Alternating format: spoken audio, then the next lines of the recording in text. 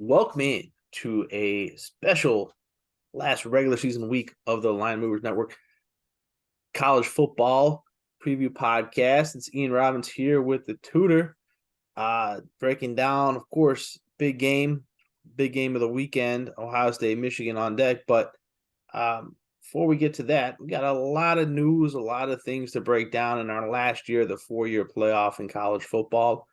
A lot of moving parts still to come with. We still have 6 undefeated teams out there. We still have a lot of unanswered questions. We still have conference championships in doubt, not knowing. We know a couple matchups, but not really knowing a lot of matchups here. And this seems to be the most wide open path to a 14 playoff that I can remember in a long time. Of course, next year there won't be a deal when we go to a 12-teamer. But a lot talked about first before we break down that game that the Tutor I know is itching to talk about there in Ann Arbor. But Tutor, how's it been going? How's the college football season been treating you? And what do you think of the layout we have right now?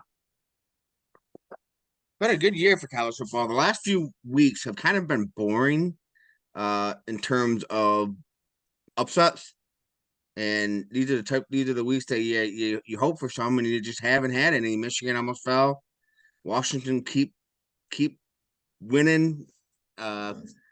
Florida State keeps winning close games. Texas survived. I just don't know. I don't know that we're truly gonna see the 4 best team in the playoffs because uh, I think you're gonna see the committee go the route of okay, this is why we the team, and it's not gonna be the eye test. For example, uh, Florida State over Oregon. Let's say. I think everybody in the country knows Oregon is probably better than Florida State.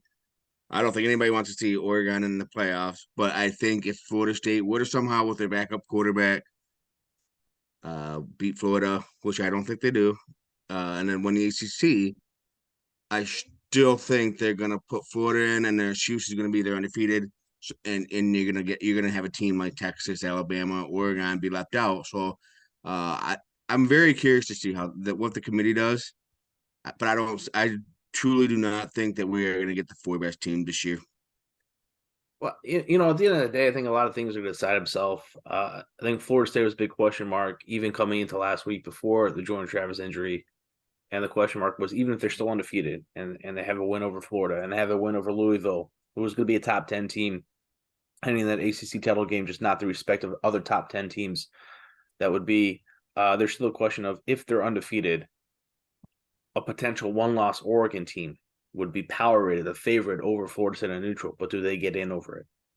Or an Alabama situation, if they were to upset Georgia in the SEC title game, do they get in? Now, another question I would float out is Alabama one loss, Texas one loss conference championship. Texas beat Alabama in Alabama, yet the words I hear are Alabama in over Texas. And to me, I don't understand how that could happen. I understand that, okay, you beat them, but to me, you can't put a one-loss Alabama conference champion in because they beat Georgia over a one-loss conference championship in Texas when they lost to them on their home turf. Why even play that game? I know next year it'll be a conference game, but why even play that game? But what's the incentive to not just play? What's the incentive to play that game? Might as well play Michigan's schedule. Why? I had to throw that in there. But why? Well, why play that game if you go to Tuscaloosa, win, lose to your biggest rival on a neutral field by one possession, win your conference title, which might be a rematch, and beat every team on your schedule potentially, and still not get in over an Alabama team? And these are the questions that we still have to have answered. Now, it all could take care of itself, right? We could see Georgia beat Alabama. We could see Florida State lose one of the next 2 games. We could see Oregon, Washington, one of those, Oregon take care of Washington, or Washington take care of Oregon, and that takes care of the Pac-12 situation, knocks Florida State out. Georgia, Alabama gets knocked out. Michigan, Ohio State, one of those teams gets knocked out with a loss. And, maybe the 4 teams we have left are Texas, Oregon, Michigan, Georgia, or some kind of combination of those 4. Yeah, right now the committee came out today and said that right now the season Texas is in over Alabama. So So like I don't they can't flip flop. I don't think so. Alabama cannot be Georgia, and then they say never mind, we're gonna put Alabama. That would just be straight BS. What would be the point of having the ranking till the last ranking if you're gonna have a team head to head win and you keep putting them ahead of them in the last week and be like well they're the SEC champs, we're gonna put them in. I don't.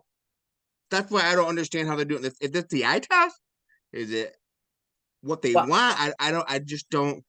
I think I don't know. that in that situation, Georgia's out, right? Right. People want to find excuses to put Georgia in or the loser again of the Ohio State Michigan game, but it's just too much right now. You can't do that now with Oregon and Washington lurking because at worst, yeah, I guess Oregon could take themselves out of it with a loss in the Civil War this week. Yeah, that could happen.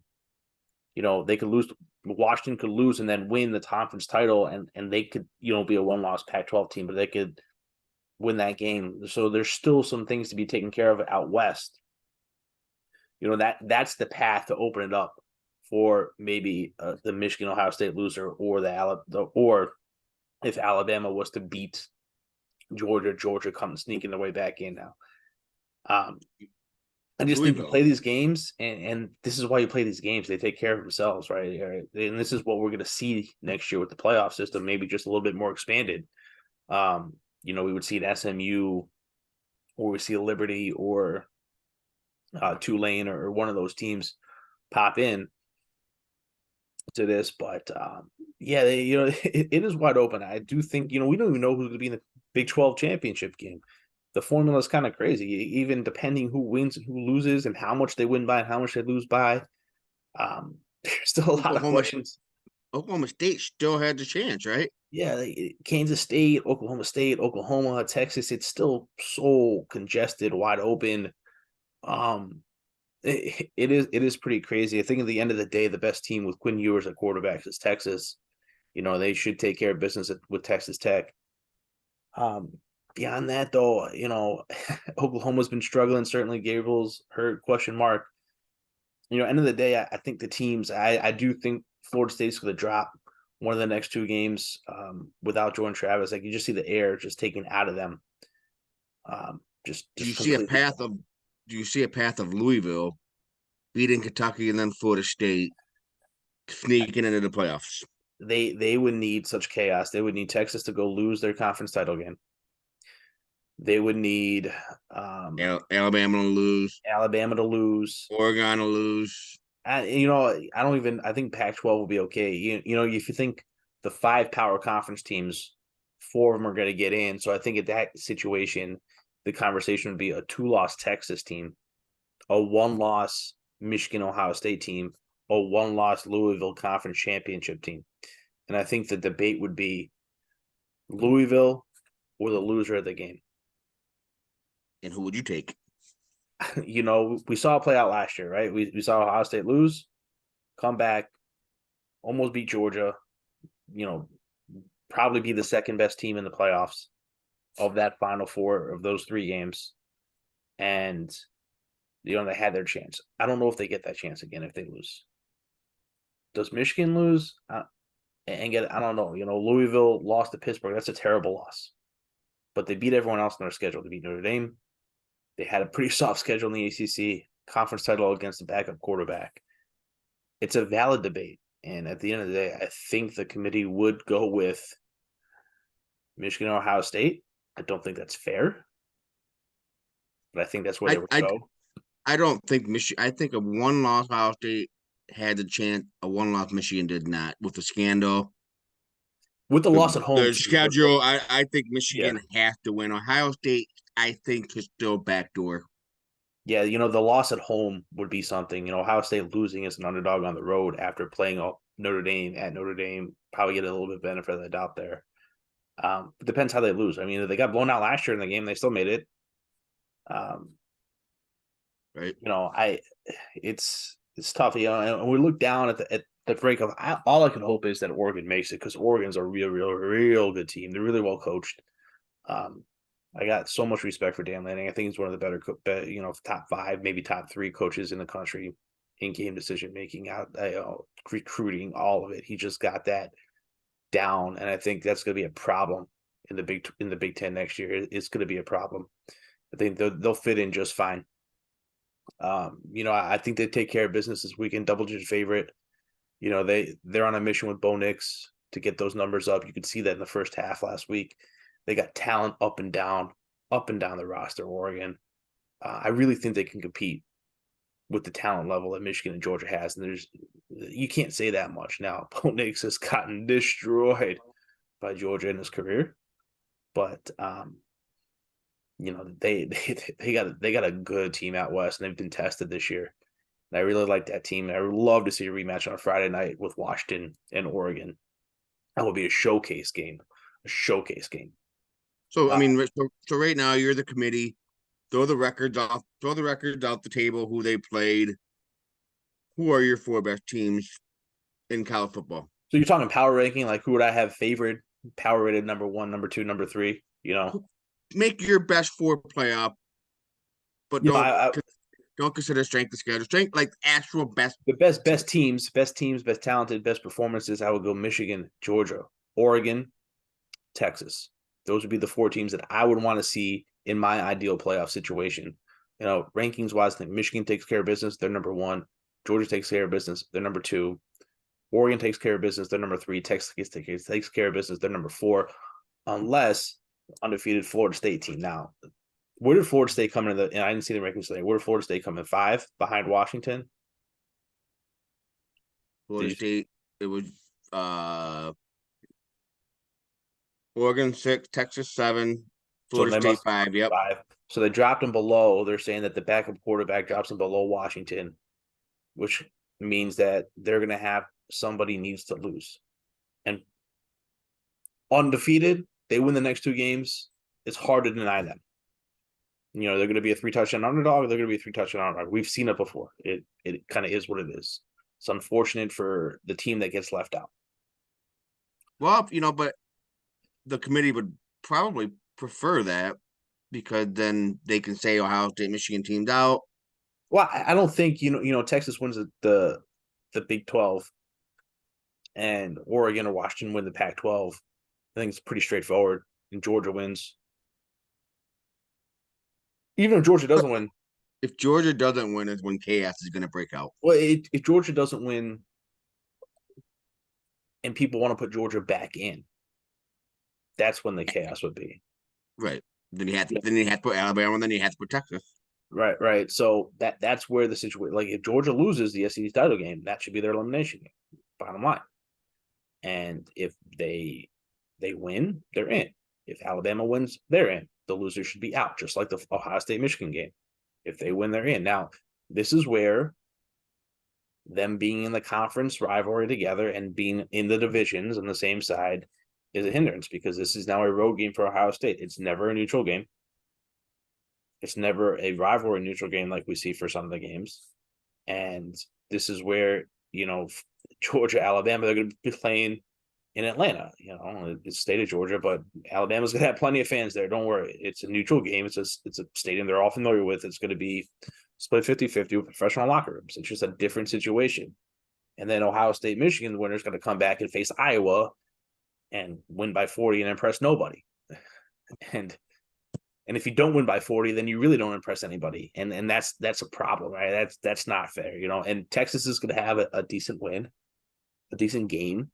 Florida State Louisville would have been a nice game. Jordan Travis was healthy. That would have been a nice situation. But then the Pac-12 is going to get a showcase. They got a Friday night conference title game in Vegas. Hopefully, Bo Nix and Michael Penix showdown, just like they had earlier this year, which was a great game. And so that situation is going to call for itself. I think we're in for a very nice conference title weekend, kind of set up by the Ohio State Michigan game this week. I think the first piece is going to fall this week. Maybe a couple other pieces depending on what happens. I would love to see, obviously from my perspective, I want to see Florida take care of business at home against Florida State and get themselves to 6-6. I can't believe I'm saying that after what it was when I was in school. But at this point, they got Florida's got a top 5 recruiting class next year. I just want that to get the talent in and just have patience to let it roll. Every one of these programs has found a lull. Okay. But that would take care of a Florida State, you know. I think so. I'll ask you the same question. Well, what do you think would be your top 4? I, the 3 teams I wouldn't want to play right now if I'm Michigan would be Georgia, Alabama, Oregon. So if you take the Georgia Alabama situation out, who would be your 4th team in? So you're saying they both canceled out? Only one gets in. One gets in. Uh,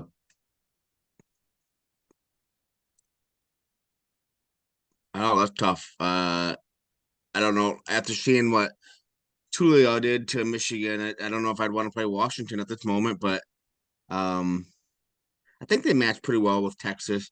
It would be the running quarterbacks I'm worried about. I wouldn't want to see Ohio State back to back. Yeah. I'm It's pretty confident in the Michigan team. The running quarterback that or the team that throw a lot, Oregon, Washington would worry me. Georgia and Alabama would worry me because they're more like Michigan, and the defense is it's gonna be a defensive game. I wouldn't be worried about Florida State. I'm not so much worried about. I don't think I'm worried about Texas, especially with the running back out. yeah, Brooks out is a big deal. That's a big deal. Yeah, I think Michigan is potentially they have like what 23 NFL players on their team. No, They are could be the best team in football. We just don't know because they haven't played a schedule that we really got a chance to see them. We saw them run the ball all day long on Penn State and won, but that's about it. So we'll see what they have Saturday. If they come out and beat Ohio State, there's no question they don't. no. That they could be the top team in the country, and maybe no, they win it all. So I don't know. Yeah, it's going to come down, for Michigan. They have the most talent. Um, Playing, uh, on the field of play, in the trenches, on the offensive line, on the defensive line. They are talented up and down. They got guys. They got guys who will be playing on Sundays, and they're gonna match up. Question's gonna be, and it's always gonna be, and the question was that way before. Do you trust a quarterback to make plays when he has to? Because he hasn't had to make any plays yet this year. And do you trust him to score when they have to? Blake Corum can control a game. But if they're down 7 with 2 minutes left in the game, do you trust JJ McCarthy to go out there and make plays? I don't know. We haven't seen it yet, right? He hasn't had Nope. to. So that's going to be the biggest question: is can you do that against somebody your size? And Ohio State, somebody their size, and their defense is somebody their size. So we'll talk about that game in a second. I just want to bring up one more thing before we shift over to that. Certainly, that biggest game of the weekend, Heisman Trophy talk. I mentioned this to the line movers a couple weeks ago, or about a little over a month ago. There's a lot of buy low spots, right? And I tried to buy low, and I didn't buy at the low on Bo Nix. I think we bought at a good time. And we look at the top 3 favorites, and it's Jaden Daniels, Bo Nix, and then a little gap to Michael Penix, and then not really much else. Marvin Harrison kind of had a sniff, and he was down there. J.J. McCarthy had a sniff, then he got taken out. I think we're pretty much locked in. Jordan Travis was probably going to get invited, but now with the injury, that's done. And Dylan Gabriel had a chance when they were undefeated, but that's done. I think we're kind of locked into these 3 guys. And Blake Corum is maybe disrespected in this conversation, possibly, but your running backs just don't get the glory that they used to get anymore, and that's kind of falls on it. But we're looking at these 3 quarterbacks, and it's pretty clear and evident that LSU has one goal in mind for the last couple of games. Once they lost that game to Alabama, they had one goal in mind. Was that to get as many counting numbers for Jane Daniels as possible. As it. And, he got the 650 yards, and I watched every single one of them against Florida. And then you watch the box score last week. It was clear and obvious what they were doing. Now, Oregon countered with Bo Nix throwing for 406 touchdowns in the first half. First half, yeah. First half, right? So they knew it was coming too. These teams can market themselves. No better school to market themselves than Oregon right now. That's for sure. But Jaden Daniels is going to have this quiet game this weekend against the Texas A&M team that's checked out. Right, the coach is gone. He's going to be able to name a score again. His stats going to be outrageous. We'll talk about it. The shift is going to be to me though. We're going to see Oregon Friday night this week. And then if they take care of business in that rivalry game, you're going to see them in a spotlight game Friday night against Michael Penix. And that showdown is going to be hyped up. It's going to be in Vegas. It's going to be the only game on TV. And that's where I think the gap could be separated for one of those players. Because it's an elimination game right there. The elimination game for the playoffs, but I think even more for the Heisman. That 1 week removed from talking about Jaden Daniels' crazy stats and numbers, I think is going to give an opportunity for one of those quarterbacks to really step into the conversation and be like, look at me, and I'm the only one here in the spotlight. And I think that's going to be the lasting image on a lot of voters' minds when they go to make that vote that following week. So that's what I want to look for, and that's where I kind of think that there's still a little bit of value. Oregon now, they're double-digit favorite this week. They're going to be at least a 7-point favorite next week. So if you think that they're going to win both those games, that's your future ticket bet. Bo Nix Heisman. If you think Penix is going to win that game, you're going to either have a money shot bet, money line bet, or a play on Michael Penix to win that. You probably get it like 6-1 at that point because Jay Daniels is going to put up some numbers this weekend again. I don't know how the voters are going to vote. And that's what this award is about, is how are the voters going to vote? All you can try to do is get yourself in position with some good tickets and decent prices to try to maybe you work your position. I think it's going to be one of these things where it's close until it's decided. I personally still favor Bo Nix. I still think that he's the choice to win. I think at the end of the day, he's going to win. But time will tell. Time will tell for that. But yeah, you know how I feel about these fifth-year seniors getting these hype. I mean, I don't like it.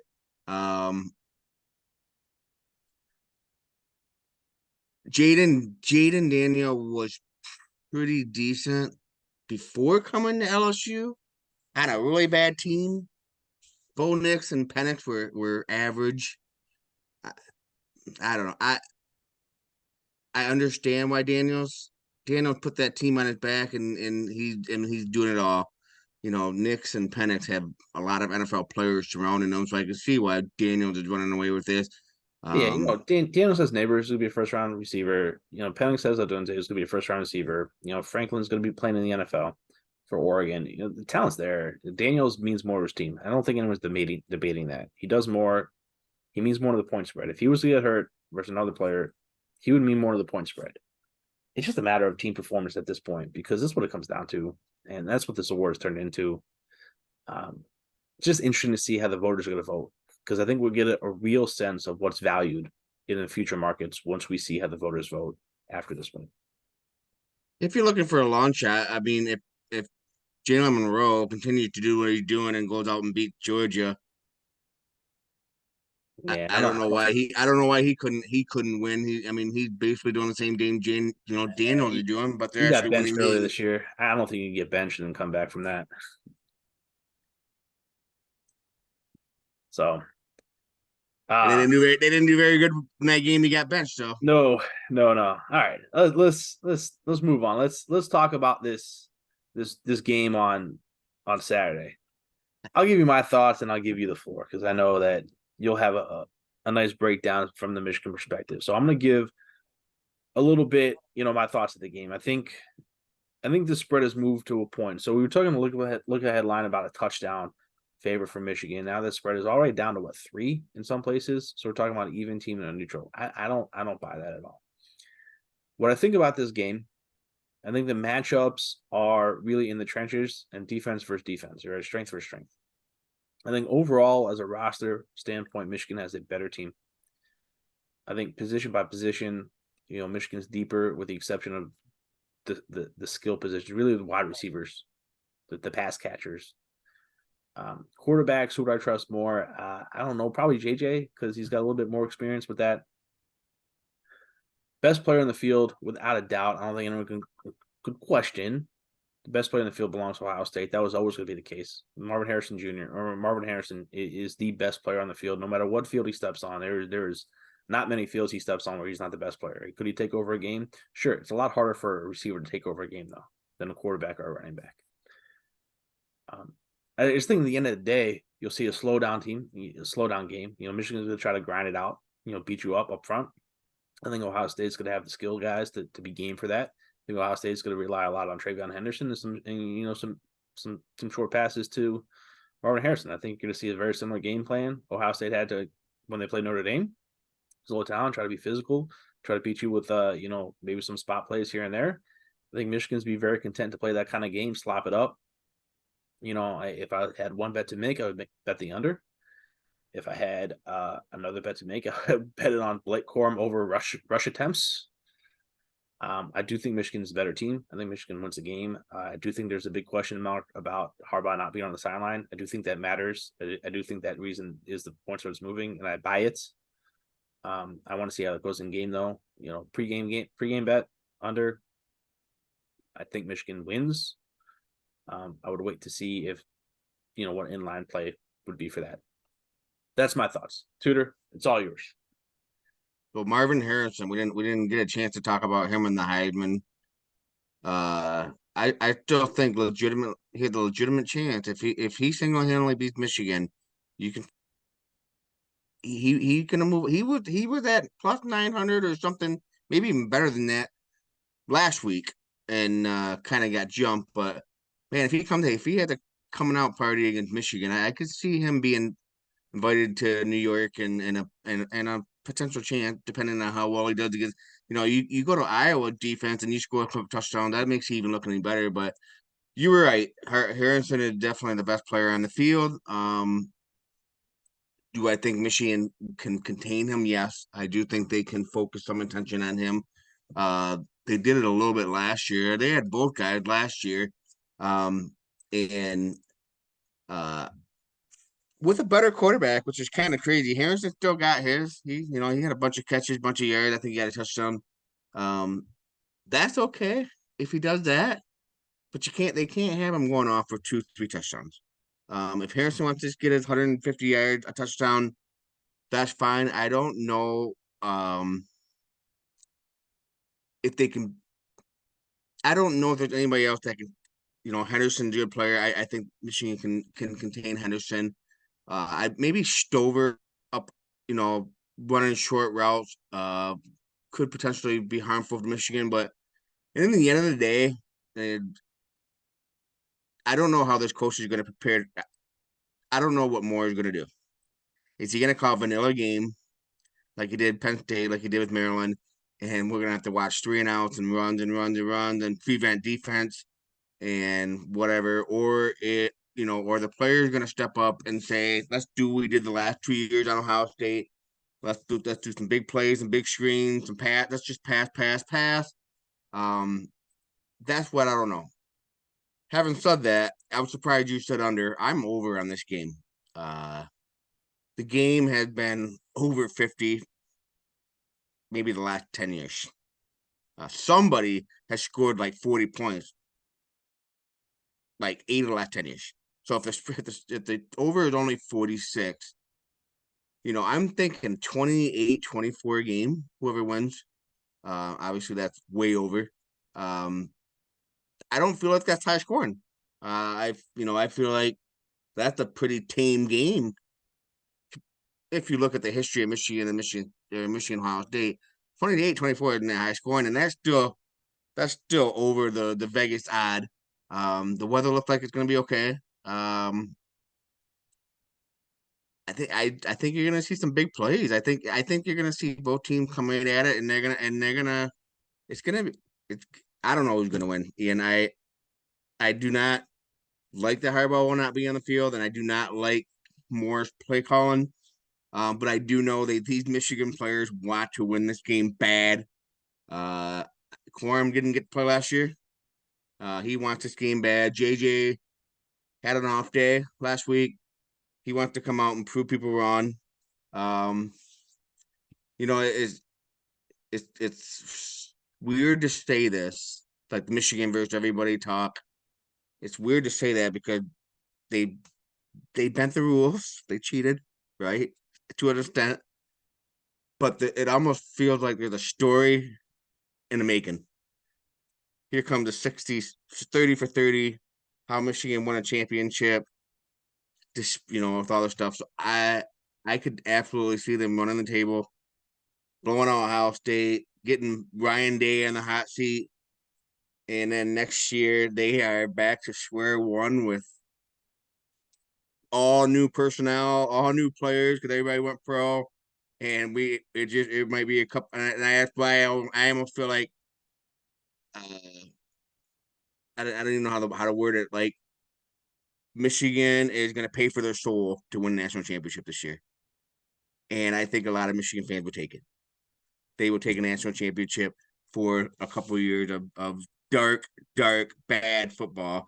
And I do think that's what's going to happen. I think Michigan somehow is going to pull this out 28-24.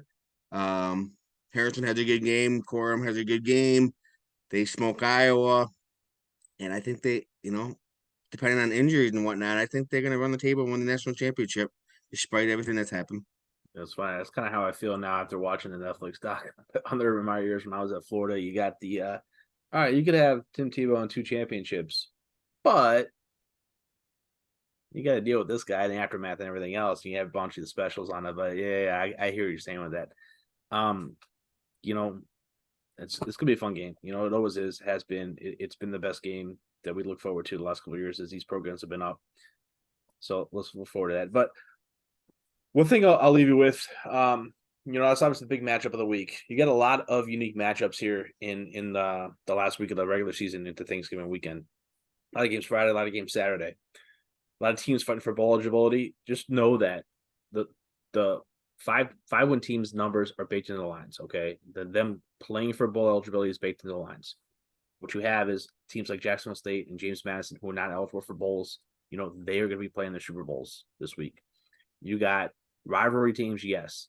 Some people try to think that rivalries mean that any games could be close, anything happen. It's true, but you only usually see that one out of the games, right? Don't expect Georgia Tech to hang with Georgia, or they might, For the or they fourth might lose quarter. by 50, right? They might lose by 50. So, Auburn, Alabama, same thing. What I will say is this: look for teams, especially in the smaller conferences, that have already clinched a spot in their title game the next week and might not be playing their full team. And the big example I jump out was Toledo. And Toledo is known for doing this, right? Toledo now, they might have a little different motivation because they have a one-loss team. They may be fighting for that New Year's Six bid. But last year, Toledo sat their starters the last couple of games once they clinched, went into the conference title game, won that. All right, so they have a game against Central Michigan, who's a 5-win team fighting for that bowl spot. So just situations like that. You got some unique spots that you could maybe attack in that sense. Liberty or New Mexico State just coming off that Auburn win. They have a game with Liberty next week in the conference title game. They're playing Jacksonville State, who's playing the last game. I think that sets up well for a Jacksonville State game. So just little things like that might help your handicap out a little bit. Maybe you get a 10-point underdog, see that, maybe an outright victory with that. That's something I'm going to look out for when I'm talking about my handicap for this weekend. So. Yeah, we got, and there's a lot of games this week that have huge implications in the division. Tulane and UTSA are essentially playing. Yep, They're winning in, San Jose unless State, UNLV, same situation there. Boise can somehow Boise Air still Force, get in. Yeah, Boise Air Force, San Jose State, UNLV, all four of those teams can still get in. It's kind of a weird situation in the Mountain West there. MAC is decided, like you said, UTSA, Tulane, SMU, 2 of those 3 teams will get in most likely. LSU or Louisville, the major conferences, the Big 12 is a little bit confusing with Texas, Oklahoma State, Kansas State, Oklahoma, still to sort some things out.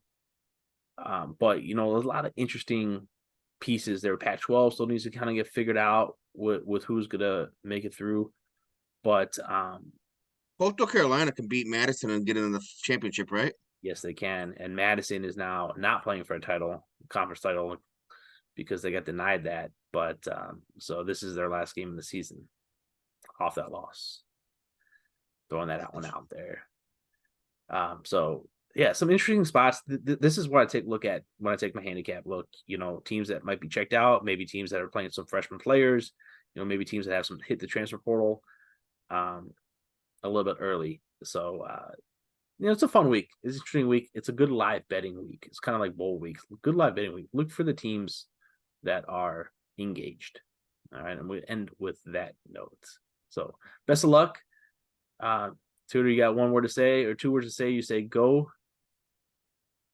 Yeah, I was gonna say, I do have Florida being upset. My All right. upset week, and I got Northwestern gonna do it again. Back to back upset Northwestern. Um, I'm not. I'm only concentrating on my game, but There you go. I'm just glad there isn't a lot of good games this week. Like Yeah. matchup wise, so that I can just concentrate on watching my game and not worry about what other teams are doing. But no, I All think that matters. I hope the Gators do it, and I hope Michigan does it this week. All right. Go blue on your behalf. Go Gators for me. Best of luck this week. Enjoy the last week of the regular season of college football. So sad to say.